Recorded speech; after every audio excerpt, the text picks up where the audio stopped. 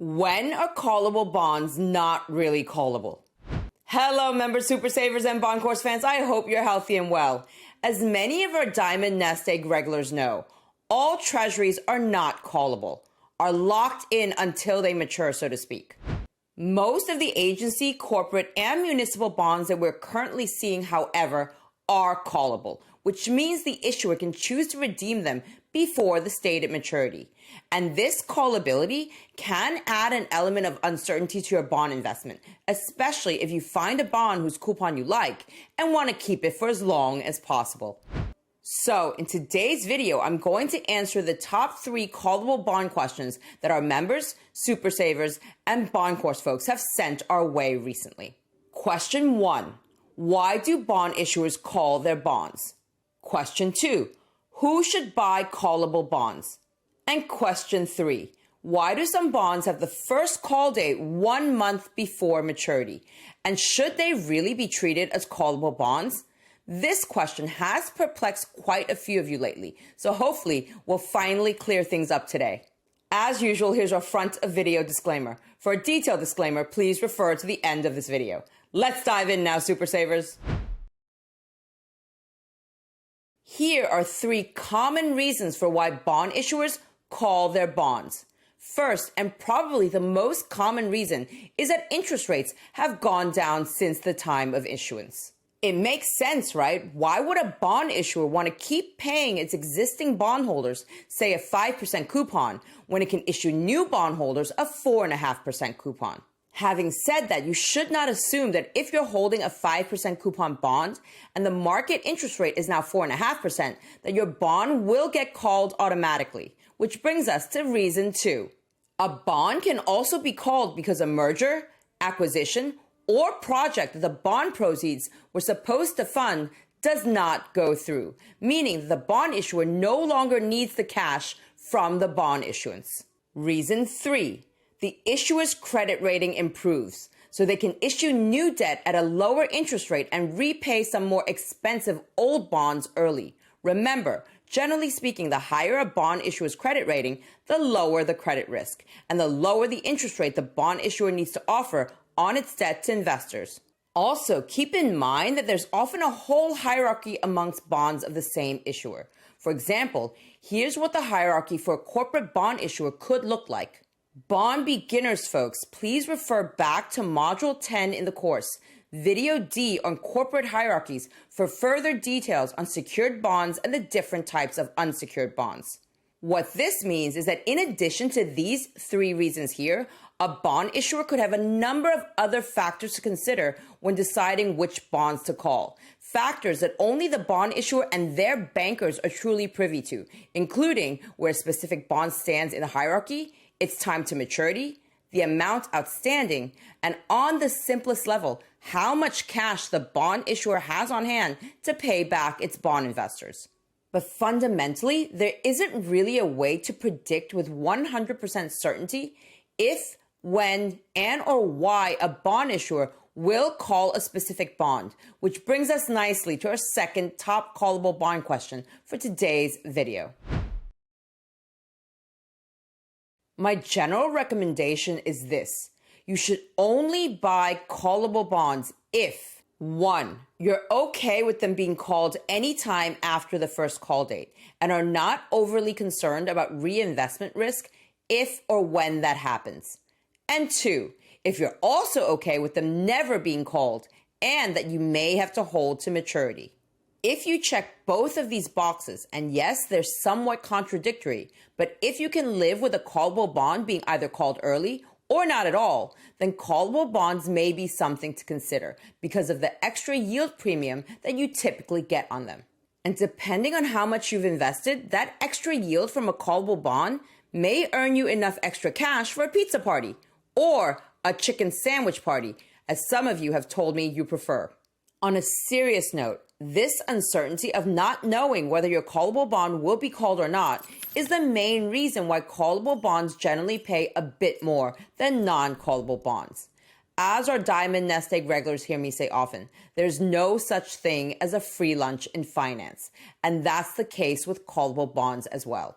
So, with that in mind, let's talk about our third top callable bond question for today. One that, as I mentioned earlier, seems to have perplexed quite a few of you as you've been hunting for attractive corporate bond opportunities recently.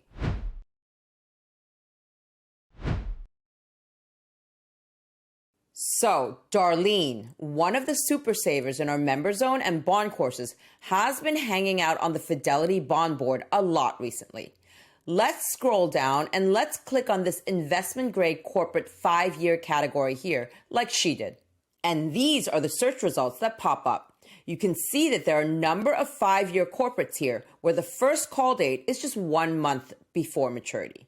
The question that Darlene had, and rightly so, was this: why do they have first call dates so shortly before maturity? And should these really be treated as callable bonds? Let's tackle the why part first. The primary reason has to do mostly with financial responsibility, convenience, and cost. So if we look at this KKR bond here with a maturity date of August 15th, 2029, KKR is supposed to repay all the investors that hold this bond by August 15th, 2029. So where will KKR get this cash from, you might ask?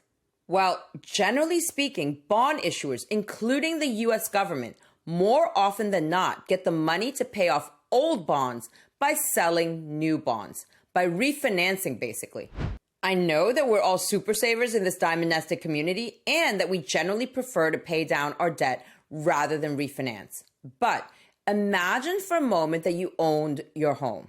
It's October now, and you know that you have to pay off your outstanding mortgage of $200,000 by the end of this year. But you also know that there's no way you'll be able to drum up enough cash by then to repay your principal plus interest. In a financially responsible world, and what I would generally recommend in such a case, is that you should start looking for refinancing options now or in early November at the latest, so that you'll have the cash on hand to pay off your existing debt by December 31st with your new debt. And similarly, when it comes to bonds, in a financially responsible world, bond issuers like KKR here will usually not leave their refinancing to the last minute. They will typically have issued enough new bonds weeks or even months in advance, so there is enough readily available cash in the bank to pay off their old bonds shortly before they're actually due. Now, if we look at the KKR bond here with a maturity date of August 15th, 2029, KKR is supposed to repay all the investors that hold this bond by August 15th, 2029. And it seems that they expect to have enough cash on hand to do this on or around July 15th, 2029 already. So if KKR already has the cash it needs to pay off this old bond before the maturity date, the thinking goes, why not give itself the option of repaying the old bond up to a month early? Might as well be done with it and maybe even save some money along the way by not having to pay the last month's worth of interest payments to the old bondholders. It may also be interesting for you to know that when it comes to bonds issued by banks, financial institutions, and regulated issuers, there is an additional factor to consider. These type of companies are legally required to maintain a certain liquidity coverage ratio, or LCR. This was a new regulation that was put into place after the financial crisis under the Basel Accords. Basically, the liquidity coverage ratio, or LCR, requires banks, financial institutions, and regulated issuers to hold sufficient liquidity to cover expected outflows over the next 30 days. Imagine it like a rule that would require you to always hold enough cash in your bank account to be able to fully pay for the next 30 days worth of expenses, even if no new money was coming in. So if a bank, financial institution, or regulated issuer had an outstanding bond that was due to mature in the next 30 days, in order to maintain their LCR, it would be required to have the cash needed to pay off that debt in its bank account already at this point in time. Here again, the thinking is, as it was with the KKR bond, if the cash to pay off that debt is already in the bond issuer's bank account, why not give itself the option of repaying the old bond early and maybe even save some money along the way by not having to pay the last few weeks or months' interest to the old bondholders. So, going back to this KKR bond once more. Even though it is technically a callable bond, personally, I wouldn't really consider this a callable bond because it doesn't matter to me all that much whether the bond actually will mature and repay in August 2029 or whether it gets called 1 month early in July 2029. And the market seems to share the same perspective.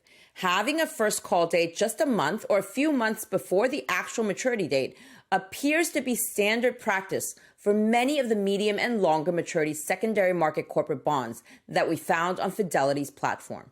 The bonds that have their first call date 1 month before maturity, like this KKR one here, were typically initially issued as 5-year bonds. The bonds that have their first call date 3 months before maturity, like these here, were usually initially issued as 10 or 15-year bonds. And the bonds that have their first call date 6 months before maturity, like these here, were generally initially issued as 30-year plus bonds. So, while I personally and the market more generally think of bonds like this KKR one with a first call date 1 month before maturity as not really callable, you may think otherwise. For example, if getting your money back in July 2029 versus August 2029 does matter significantly to you, then you should remember that officially and technically this still is a callable bond. And it shows as callable, as not call protected on Fidelity's brokerage platform. As I always say, everyone's financial journey is different. But I am curious, would you consider this a real callable bond or not?